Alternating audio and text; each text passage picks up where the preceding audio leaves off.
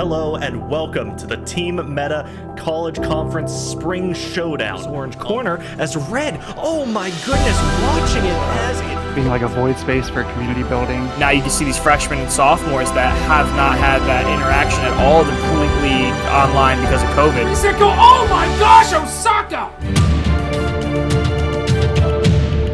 Welcome back to Age of Coronavirus. I'm your host, Chase Kurtz, and we're here talking with Tim Beloff, Esports Program Director for Arcadia University. Originally served as university's Director of Information Technology and Support Services. So please welcome to the show, Tim. How you doing today? Great, how are you? Doing well. Tell us about your process for hiring coaches. I'd love to hear more about that. So our program actually runs with a head coach for each of our games that we offer, which is kind of a unique situation that we are able to do. They are all part-time coaches, but they do really great work for us. And what we wind up doing is putting the application out, getting people in, and this enables us to really hone in on a particular person who has a particular skill set for a game that enables us to really focus in and develop skill and develop a roster that will work together. So we're not really focusing on an individual or one individual is focusing on multiple games. It really allows us to have that kind of cohesion within the team. What kind of qualities or criteria do you look for when it comes to recruiting coaches? Meta sense, game sense, understanding what the trends are going to be like when the game's coming around. The ebbs and flows of the game itself. So we look for someone that is able to communicate with the students, and I'm not always looking for the best player when it comes to a coach, right? Okay. I look for someone that is able to coach a student up or coach a team up. When it comes to some of our games, some of our coaches in some of our games are not, they're not highest ranked players that you could possibly have, right? Because they would be playing pro if they were, right? So that's right, yeah. But what they do bring to the table for our teams is the ability to work towards, developing communication skill amongst our players. And all of our coaches are responsible for academic monitoring as well. Since we're an academic, we're a varsity sport, all of our students have to maintain a certain GPA for being able to even participate in the program. Mm-hmm. So they deal with academic monitoring. They're dealing with study time, practice time. So I'm looking for people that are able to run a practice and come up with the appropriate schedule, and then also help us in areas of recruitment. So someone that is able to kind of come and talk to students and come that are incoming, and up and coming out of high school to talk about what it's going to be like in a high school or in a collegiate program when it comes to esports. Now, do you usually hire locally, or do you also look around the country? We do nationwide searches for most of our games. A lot of our coaches wind up kind of coming from local areas, but we have interviewed people from as far away as California for jobs. Okay. And so we're looking for whoever is the best fit, honestly, for our teams. Two of my current coaches or one of my current coaches actually does live in New Jersey, and does come over from New Jersey and works well for what he has to do. And also we have coaches from that do travel a little bit away to come in and work. It's been a little different with the coronavirus right now with COVID. We're doing a lot of remote practice, a lot of remote sessions, which makes it even easier, obviously. For what we're doing, and we're able to have a lot more interaction online. You actually have a pretty big lineup of games compared to a lot of other programs. Are you interested in expanding that in the future? We're always looking to expand, right? So we started off our initial run of games with just Hearthstone, Overwatch, League of Legends, and Rocket League as our 4 games that we brought in. Mm-hmm. Our first year was a very successful year for in terms of recruitment, in terms of just what we were able to accomplish within the first year of our program.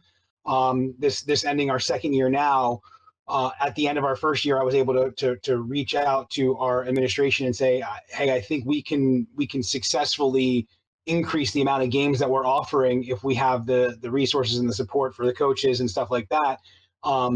We can successfully increase the amount of games, and then at the same time successfully increase the amount of students that we're looking to recruit and bring in into our program. And they looked and said, sure, let's try 2 for this year. So we were able to add in Smash and Siege for this year going into the spring semester. So we didn't have it in the fall. We did start it with the spring semester, but we're definitely looking at bringing in even more students for each of these games coming in the following academic year, and that's going to even just provide us more ability to continue to look at potential expansion of games. Number 1 on our list is Valorant coming up. We really want to bring a Valorant team in. All right, yeah. We're in the NECC for a Rainbow Six Siege team, and we just won last night on a match. So we're now 5-2 in our division in that league, which for a first time program, first semester program, I'm pretty excited about that opportunity and that push forward. Now, are you looking at high schoolers to see who might fit? We look at high schoolers. We look at transfer students. We have a great relationship with one of our local community colleges, Montgomery County Community College. Their director there, we have a great working relationship. We share, we help each other out, and he kind of helps us push some students towards us. We have a great working relationship there in terms of financial aid packages and stuff like that. So yeah, we look at high school students. We're looking at transfer students. We've also have several graduate students on our rosters as well with some of our programs that we have on campus here. How has the pandemic impacted the way you do things going forward and when it started? It was tough. I mean, when everything kind of first shut down, because we were underneath athletics, and athletics was totally shut down because obviously competitions happen in person in traditional athletic competition. There was a push to have everything shut down, and that included esports, and we had to kind of push back a little bit and say, we need to be able to still compete. And we've been strong competing. I mean, it changed a few things in terms of the ability for recruitment, the ability for people to come in and see our arena. We're very proud of our arena. We're very proud of our space that we've built. It's for us, it's a kind of a showpiece and a testament to the faith that the administration of our institution put into our program by giving us the space, giving us the resources, capital resources to build such an impressive space. But it's not a small kind of closet or small computer lab. It is a fully functional kind of large scale arena that gives us I think a good competitive edge when it comes to recruiting students. That kind of got hurt by not being able to have the campus open and not being able to bring people in. I mean, pictures are awesome. The pictures look great, but they don't necessarily do a whole lot of justice if you can't see it. Usually when people come in, that's when they really see the benefit of what we have. Our in-person events like the open houses that we have with admissions and stuff like that brings a huge amount of foot traffic in when we were doing that last year, and so we didn't have that this year, and that kind of hurt a little bit. In terms of competing wise, it hasn't, the biggest issue has been we lost 1 or 2 players due to a lack of internet at home because we're competing remotely. Our institution was almost 100% or was 100% online in the fall, so there was no in-person residential kind of ability. In the spring, they did open up the campus for a limited run of students. A lot of athletes were able to move in, so we had a lot of esports staff, athletes move back to be able to compete from our facilities or from at least on campus. So that was helpful, but we did lose a couple due to the internet issues and stuff like that, being at home. That's hurtful to hear. A few students not being able to compete just because technology. It does. It hurts. I did happen to see pictures of the space that you had over in Arcadia, and it's a very beautiful setup that you got going on there. Yeah, it's one of those that I dreamed that out in my head, designed out. They were like, okay, well, we have this space. And I'm like, okay, I took that space, redesigned what I thought, and I said, this is what I want it to look like, and it literally is what it was was coming out of my head on paper is now what is in person, and I'm just like, it just kind of blows me away a little bit sometimes, and I'm just super excited about that. I'm a filmmaker myself, so realizing something like that is totally in my wheelhouse, and there's just nothing like drawing it up and seeing it come to life, and the people that were involved in helping you do that, it gives you a lot of gratitude. It does. Tell us about where Arcadia is going to go in the next 3 to 5 years. How big can this program get? So it is our goal to be one of the top esports programs in the country, right? We're looking at being able to recruit some really high level talent, really high level skill players. We have a bunch coming in the next year or so with recruitment classes. We actually are competing on a high level in a lot of their games already. So we're in the top 16 teams in the country in the playoffs of the NACE finals for Hearthstone in the spring, which is huge. We're in varsity TESPA again for the spring, which is big.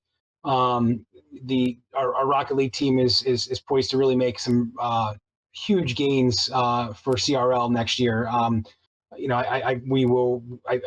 If we get the students that we're looking to get in terms of recruitment wise, that will be huge for us. So I feel like we can really take that next step forward and kind of be a leader and recognized as a institution that has taken it seriously, has taken this as a opportunity for students to compete, for students to want to be somewhere where students want to be at to be able to compete. You said earlier that that the college was prepared to shut down esports. Was that because they didn't realize that esports could continue as a online thing? Kind of, yeah. So that was kind of it was a knee-jerk reaction, right, to a situation. So you're talking a year ago now, a little over a year ago now at this point, with everything kind of happening, and we're like, it was. We want to be fair. We want to be equitable in terms of saying like if sports can't compete, then all sports shouldn't compete. But, I see. Yeah. It was and it wasn't really, people weren't really sure and didn't really kind of talk enough yet, right? So like I and we were able to kind of work through that and make sure that we were able to continue to compete online and since we would be able to be doing that remotely, and so once that was kind of heard and known, that decision was definitely was changed and we were able to continue to compete. Well, that's great to hear because not everybody has to suffer.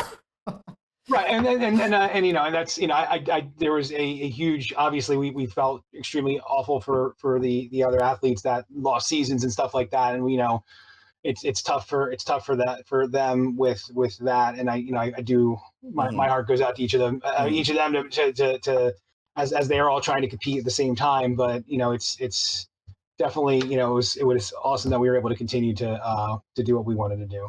I'm very thankful for that. Tim, thank you for joining us today. We really appreciate it. Yeah, I appreciate the opportunity. Thank you very much for having me. Welcome back to Age of Coronavirus. And joining us today is Sergio Brack. He is the Esports Director for Ottawa University in Kansas. Brack is in charge of the strategic growth plan and overall success of the program. It includes such games as Valorant, Call of Duty, Overwatch, CSGO, League of Legends, Rocket League, Fortnite, and Smash Ultimate. And that, my friends, is a huge, huge lineup. How do you keep it all together, Sergio?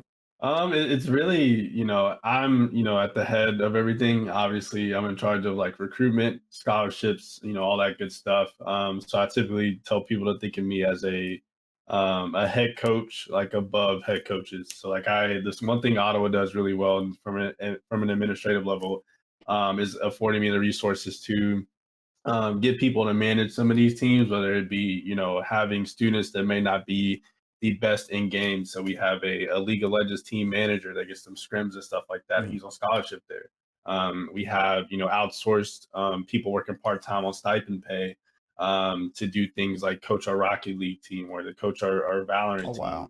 Wow. So there's, different things like that the school does a really good job of. I have a great, hardworking staff that, works under me and is always there to support me anything I need. So just resources, I think, is the biggest thing. Being an esports director is not a one-man job, and I think Ottawa does a good job of understanding that. Oh, good, because I've talked to plenty of people from other universities who they seem to be wearing a lot of hats. Don't have the help as they could have.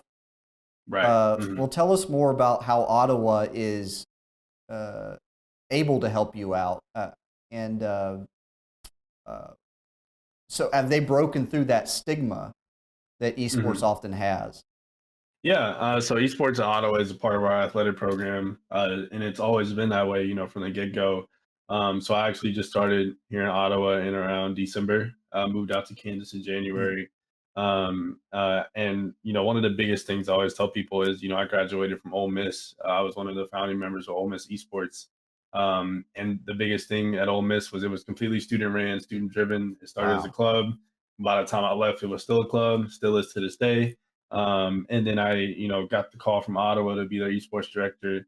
And from the get-go, they were saying, what do you need? What can we get you? Any equipment, PCs, staff? Like, what do you need? And we'll make it happen. I don't think there's been a time once yet where I've had sat down and had a conversation with the athletic directors at the university, and they told me, no, we can't do it, or no, we don't think that's a good idea. They fully back me and support me in anything, that I have. And it's, from the get-go, like I said, it was a part of the athletic program. I don't think there's a stigma of esports there. We have some of the other, actual athletics at the university that they come into the esports arena all the time to watch the guys and girls play. You minored in psychology. Can you tell us what is the psychological ramifications globally in regards to how people gravitate toward esports? Yeah. So that's actually a really good question. So the biggest thing for me, especially when I was growing up, was the stigma around gaming in general, where, people thought, or my family thought, I wasn't socializing while I was gaming, right? I was locked in my room playing by myself, getting all these negative thoughts in my head. I'll never forget one summer, I spent a lot of my time gaming. I was competing. It was the summer after I founded College COD, and I was competing in the first season. And I remember, I was grinding, repeatedly in my room all day that summer. And I got in the car with my grandma afterwards, and she was like, I need you to tell me something. Are you depressed? And I was like, no, I'm not depressed. Like, why would you say that? She's like, well, you just lock yourself in your room and you play by yourself and you don't socialize. And it's quite the contrary, right? Every day, a lot of these kids, turn on their PC or their Xbox or their PlayStation. They're socializing all day. It might not be face-to-face interaction, but we're constantly talking and communicating and learning how to manage teams and build relationships and have a hierarchy on a team and how to communicate with people, and it can translate into the workplace, right? So I think in terms of the psychology of it, I think it's an outlet, a social outlet for a lot of kids that aren't comfortable going to school and talking to people that aren't interested in gaming or interested in things that usually coincide with gaming, like anime and stuff like that. So I think for a lot of kids, it is a mental outlet. And I think a lot of people are finally starting to realize that. I think obviously there's still that stigma of, introverted gamers, right, that don't talk to anybody. But I definitely think that strides are being taken and people are starting to understand it more as, professional esports grows, as collegiate esports grows, and even at the high school and middle school level, we see esports growing. Do you think that the games have given us a way of developing critical thinking skills at a time where education does not enforce that kind of venture? 100%. And one of the things I would give as testament to that is, whenever you're doing, VOD review with the team, or say you're doing, even in game, if there's, a play that your teammate makes that you don't necessarily agree with, your other teammates might have a way they would have played it, and then you have the way that your teammate played it. You have that discussion of, this is how I would have done this. I would have, taken this gunfight, or I would have, used this smoke, or I would have flashed this area in League of Legends, or I would have, gotten rid of the minions and backed out of the fight. Different things like that. There's never one concrete correct answer in esports. There's so many different outcomes that can be made at so many different times, based on so many different plays. Yeah. So I definitely think, critical thinking is a major part of esports. I would argue probably one of the most important aspects of being a esports competitor. Well, tell us more how you got involved in esports. Right. So, I can been competing in competitive Call of Duty since I was 13 years old. Black Ops 2, I always tell people I was 13 yelling at people across the stage that were 22 years old about how bad they were at the game compared to me. And so it's always been a passion of mine. I did traditional sports in high school. I did baseball. I did a little bit of basketball, played professional marching band, or not professional marching band, sorry. I did competitive marching band in high school. And then when I got to college, I wanted a fresh start. I was kind of burnt out of baseball. I've been competing in baseball ever since I was a little kid. And I needed that competitive edge still. And so found out about Ole Miss Esports and collegiate esports as a whole my freshman year. Joined the club, and whenever I joined the club, the first thing when I went to a meeting, and the first thing I asked was, "Hey, do you all have a Call of Duty team?" And everybody looked at me and just sort of laughed, and I was like, "No, like who would want to play that at a collegiate level?" And so from that day, like I vowed to make sure that nobody would ever get that reaction whenever they asked if their university had a Call of Duty team. So won a national championship with Ole Miss Call of Duty my junior year of college, and then just really took off in an administrative level. Started working with this company called Community, which looks to put more Black and brown faces in esports and esports positions. I've been working with them for about 3 or 4 years now with Ryan Johnson, the CEO. And then, I became the president of Ole Miss Esports for 2 years, and just really helped to grow that program into what it is. And, when I graduated, I love sociology to death. Activism is really big for me. Love psychology to death. I love knowing how people think and why they think that way. But when it came down to it, I felt like I would be doing myself a disservice if I didn't, pursue esports. You said you were a founding member of the Men of Excellence chapter at Ole Miss. What's that? Mm-hmm. Yeah, so Men of Excellence, obviously, Ole Miss is a school, dating all the way back to James Meredith, the first Black man to set foot on the campus, and like the riots that ensued because he just simply wanted to be a student there. There's always been like racial undertones at the University of Mississippi, and I don't want people to take this as me regretting going to that school. I love Ole Miss to death. Yeah. I don't think I ever would have chosen a different university to go to if I could go back. But there, it's good to acknowledge that there's issues and that there's stuff that needs to be fixed. And so Men of Excellence was just a collective of Black leaders on our campus, Black men in particular, or men of color in general, that look to break the stigma that people of color had on the campus. And whether that be us going out to do humanitarian stuff, we would go to the Boys and Girls Club and engage with those kids a lot, help them with homework, play sports with them. We would go to the local veterans home and we would play bingo with them, just have a conversation and give them somebody to talk to. Different things like that, just to sort of break the stigma that people of color had on that campus. Oh, that's really nice of you. That's really lovely. Sergio, before we go, I just want to know your favorite game of all time. All time. And this can go back to childhood. Yeah. If I had to, favorite game of all time, I think the game that impacted me the most, I'm not going to use Call of Duty, but I would say, I would say Crash Bandicoot. I think Crash Bandicoot on the PlayStation 1, actually I'm going with Crash Bandicoot 3 Warped, the third installment of the game. By far, I think my favorite game. Really got me into gaming when I was still living. I was born and raised in Chicago. And so that was, it kept me out of my environment, needless to say. My parents got me that PlayStation 1, and it kept me in the house, and starting my gaming addiction was Crash Bandicoot 3 Warped. So easily my favorite game. I wasn't a PlayStation guy, never played Crash except maybe. I'm sorry.